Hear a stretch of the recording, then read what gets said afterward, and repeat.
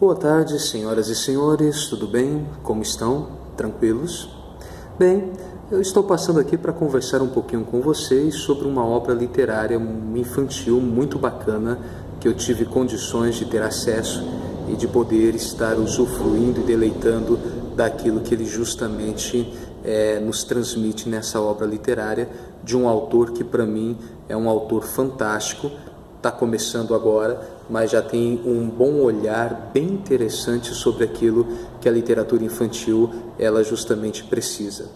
Antes de falar sobre esse autor, eu gostaria de dizer um pouco sobre quem sou eu.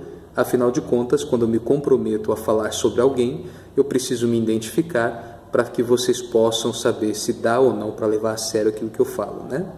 Na verdade, eu não sou nada mais, nada menos do que um leitor que ama obras literárias, gosta de tirar prazer delas e, ao mesmo tempo, utiliza essas mesmas obras literárias, principalmente a infantil, para ajudar crianças a se despertarem no prazer pela leitura.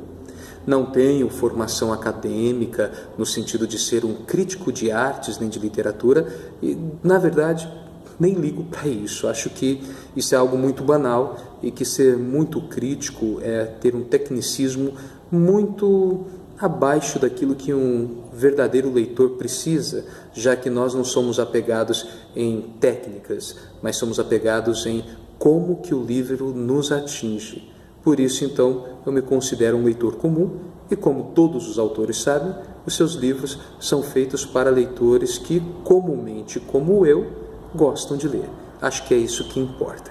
E para falar sobre esse livro do Anderson Novella, eu preciso voltar um pouquinho atrás, lá no ano de 2017, ano passado, quando, ao ver sobre um dos projetos que eu estava realizando com as crianças, ele se apresentou a mim através de uma obra literária fantástica, que é justamente A Bruxinha do Batom Borrado.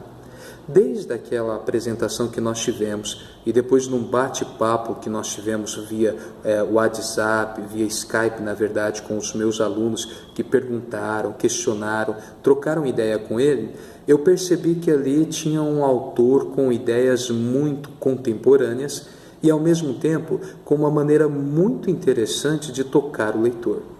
E essa obra que ele lançou agora há pouco tempo, O Pintinho Ruivo de Raiva, ele justamente justificou aquilo que eu já sabia a respeito dele, que é essa capacidade de se colocar na posição de leitores tão sinceros, genuínos e honestos que são as crianças. E por que eu falo que são honestas? Porque se elas não gostam, realmente não gostam. Então a minha avaliação desse livro vai ser a partir daquilo que eu vi na reação delas e a partir daquilo que me tocou. Então eu não vou falar a respeito de técnicas, porque afinal de contas tem bastante estudioso para isso e na verdade isso não vai influenciar o que eu penso a respeito do livro. Como um leitor que gosta de ler e como alguém que trabalha com crianças, quando você abre as páginas desse livro, você vai se defrontar com uma linguagem muito clara, mas muito tocante e comovente também. A gente vai ver uma mistura entre a comédia e memórias afetivas, lembranças realmente assim que tocam o coração, que vai numa nuance tão simples, tão tranquila, tão harmônica, que quando você percebe, você passa de um sorriso para uma emoção mais forte, talvez de uma saudade, de um choro. Outras vezes você sai da emoção da saudade e do choro para um sorriso despertado assim de uma maneira muito, muito à vontade mesmo que a gente sente. E eu vi isso nas crianças também, viu? Você lê para elas e aí de repente elas estão com aquelas semblantes de triste porque estão preocupados com os sentimentos que a dona Galinha Ruiva tinha pelo filho e pela saudade que ela sente desse filho. Mas ao mesmo tempo, de repente eles abriam um sorriso porque se deparavam com um nome interessante, uma maneira descritiva feita pelo autor a respeito de um acontecimento, e aí eles abriram um sorriso assim. É tão verdade isso que eu estou dizendo, que nós já lemos, sabe quantas vezes esse livro? 7. Desde quando recebemos ele, 7 vezes esse livro. E os meus alunos se apaixonaram muito por ele. E eu, como adulto, também me apaixonei. Por quê? Porque eu senti nesse livro uma despretensão de tentar fazer com que a gente fosse para lugares que a gente nunca tinha ido. Na verdade, este livro ele tenta resgatar em nós coisas que já são nossas.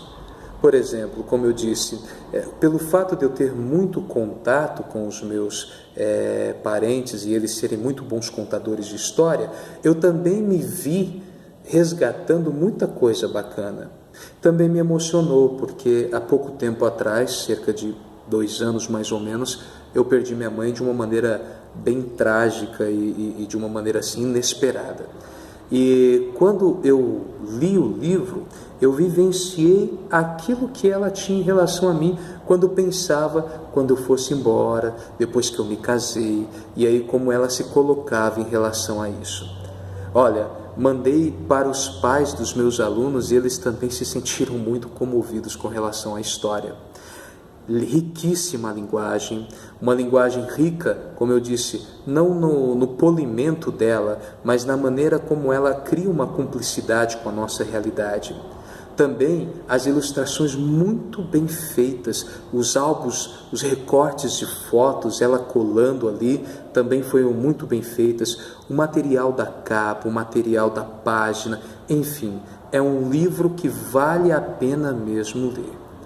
É claro, se você gosta de opiniões relacionadas a críticos de arte, talvez você vai ter que procurar essas opiniões a respeito do livro, que eu já vi, que são muito boas.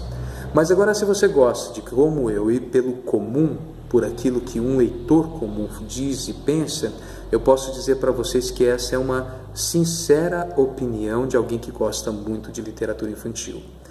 E se você quer ir mais ainda por pessoas que são desprovidas de qualquer tom de elogio para simplesmente parecer que está puxando o saco, como é o caso das crianças, vai pelas minhas crianças.